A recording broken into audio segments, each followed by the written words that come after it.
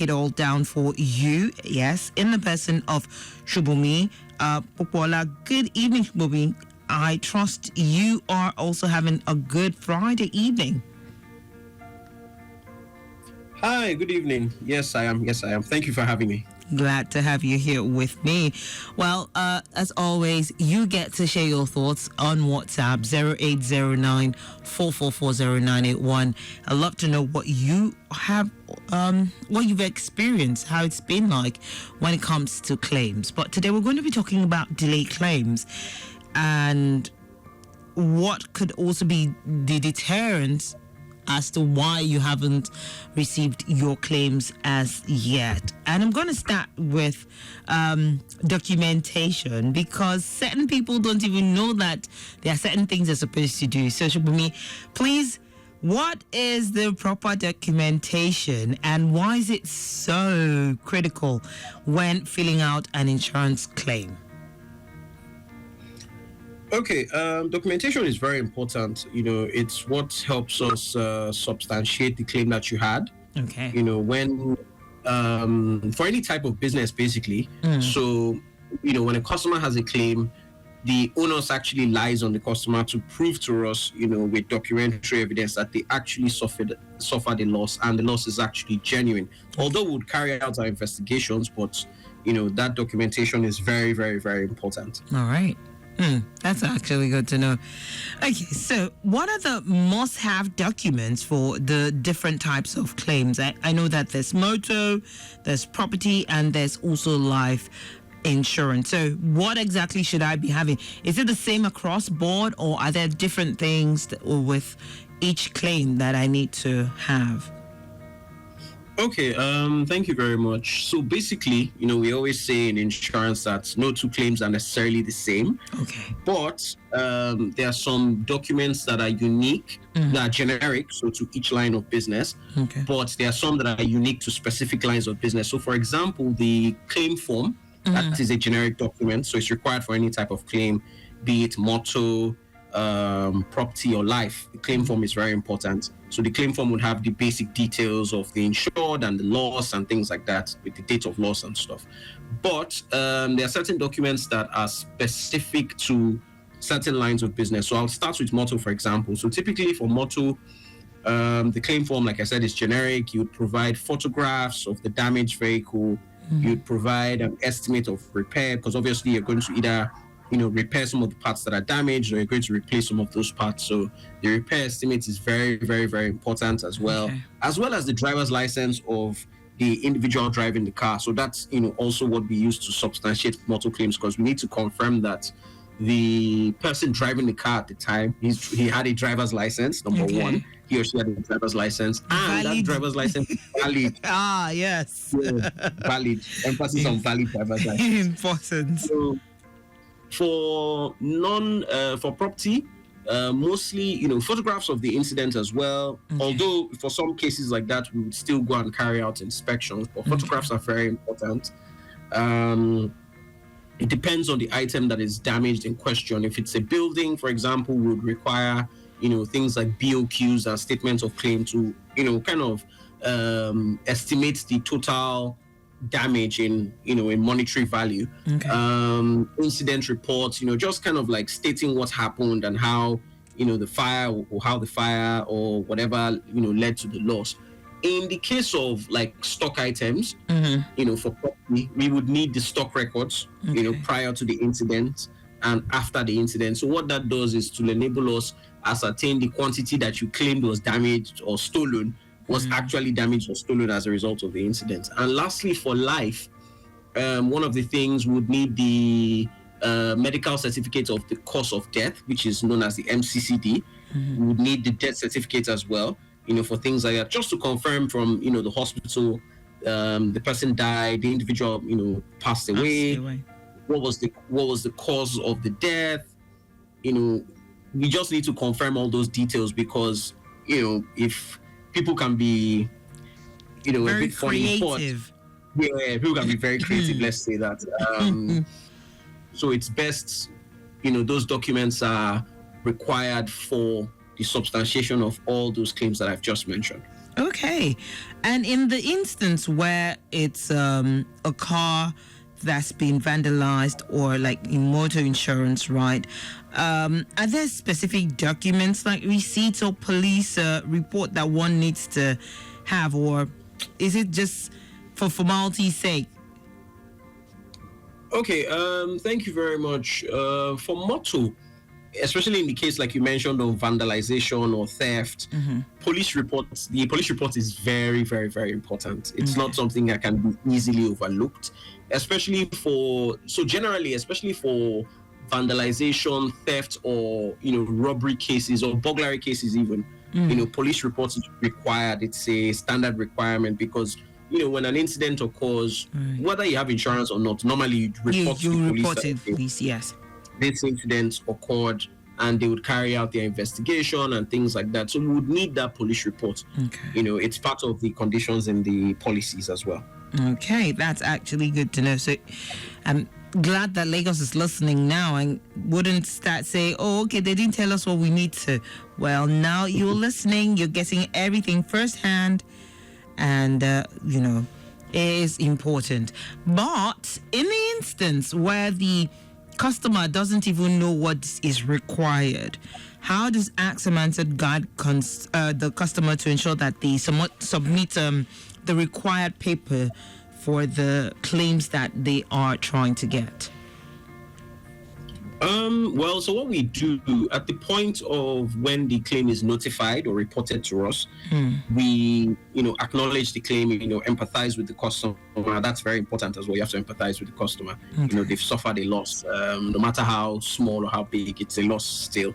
And in that mail, we would itemize the required documentation. So what we do is that we have to itemize the required documentation so that the customer automatically knows what to bring for the particular claim in question. So that way it's kind of guides the customer on what to provide, and it makes the claim process more seamless, so to speak. Rather than just us just telling the customer, oh, there's a claim, you need to substantiate it. Okay, with what? So we would provide you with the list of documentation that is required to fully substantiate your claim so that it gets to the point of investigation and to the end, conclusion and settlement of the claim. All right. I like that. It's very hands-on. It's there to help the customer. It's not that they'll just leave you and you say, oh, go and sort yourself out. You have your documents, so you should know what to do. No, you're actually there to help guide the customer as best as they, you can. And that's great to know. But can customers submit digital copies of their documents, or do they always need to have the physical copy? So no, they don't. They can submit digital documents, PDF, JPEG in some cases for photographs.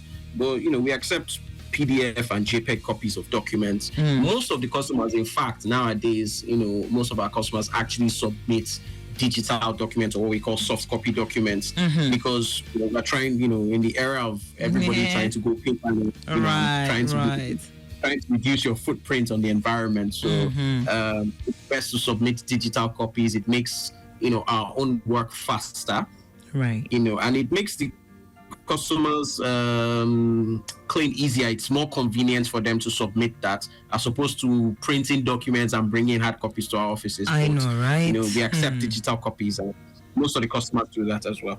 All right. So in the event where there's a missing document, how can a person then make a claim, and what options do customers have to avoid either being delayed or outright rejection?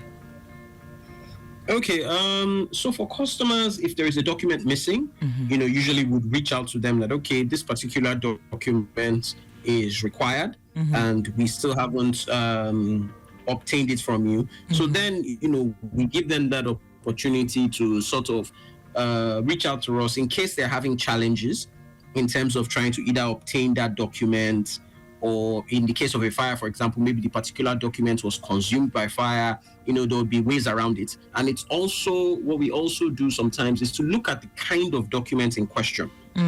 So is the document something that is 100% material to the validity of a claim or not? it's possible that you could have submitted other documents that have already validated your claim. And, because of one outstanding document that really does not change the validity of your claim, we wouldn't go ahead to say, for example, want to punish a customer for that. But we also stress the importance of getting certain documents. We can assist, we can guide them to, we can guide them in terms of ways to provide the relevant documents, that are missing or that are outstanding. But, we're always there for them at one, every step of the way, so that, they are fully guided and they understand the claims process and the reason we're asking for these documents, so that, it's not a situation where we're just telling them, go and bring this for no reason. We explain the reasons that we require such documents. All right, that's actually good to know, that it's not that, okay, you're just roaming around in the dark and, hey, deal with it. Find it. If you don't have it, you'll be punished. No, that's not the deal.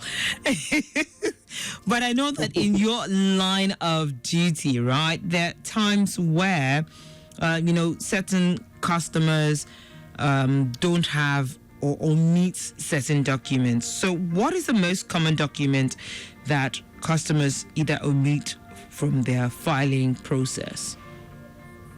Okay, this varies from claim to claim. Okay. So there's not like maybe one specific document that is common to each line of business. Right. But I find that sometimes for, cases on motor, for example, you see customers either omitting the driver's license, or in the case where they're using a particular garage. So let's say, for example, a customer is using Coscharis. They bring an estimate from Coscharis to repair a vehicle. So typically, at the point of notification, we would tell them that, if you're using what we call like a standard garage, which is Coscharis and the likes, we need you to provide service logs. That's evidence that you normally use that garage to service your vehicle. Okay. In cases like that, we see where they omit that document and they just issue the estimate, and we have to refer them back to the initial mail to say, we need you to submit your service log for 3 consecutive services, servicing activities at the garage. That would enable us accept the estimate that you have provided. Then in the case of property, typically what we would see is the omission of things like stock records, in some cases police reports, and we would have to also refer them back to back to the initial mail. In some cases, the customers actually don't bring the estimates immediately, so that also poses a challenge. So when they notify, they would write, typically they would, in the claim form, there's a line that states the extent of damage, in terms of monetary value, and they would state the figure, but we would also require a breakdown, an estimate that states the breakdown of how we arrived at that, or how they arrived at that figure. So typically we would see that they will meet that document, and we would have to get them to request, from either the vendor to generate that document and provide to us. All right. So that would aid our investigation. Yeah. That is absolutely great, and thank you so much for sharing all that. And I'm trusting that Lagos has also, not just gotten the insight, but they will do the needful. Oh, great conversation we've had this evening, and I'm looking forward to the great weekend, and I'm sure that you as well are looking forward to having a swell weekend. Yeah, sure. Very restful weekend I'm looking forward to. All right. Thank you so much, Subomi. And Lagos, as always, the conversation doesn't stop here, right? To learn more about AXA Mansard's insurance plans, what you can do is visit their website. That is at www.axamansard.com, or call toll-free 0700 AXA Mansard. The social media platforms are also available, yes, for those who are social media savvy and want to get all the information firsthand. Facebook, X or Twitter, and LinkedIn, it is at AXA Mansard, but on Instagram, it is at AXA Mansard _ and that, Lagos, is how we draw a curtain this week, that's for today and for the week. Yes, we've had a great session on the AXA Mansard Safe Cruise. But as always, like I always say, take care of you so you don't have to suffer at the end of the day. AXA Mansard Safe Cruise. brought to you by AXA Mansard Insurance PLC. AXA, know you can.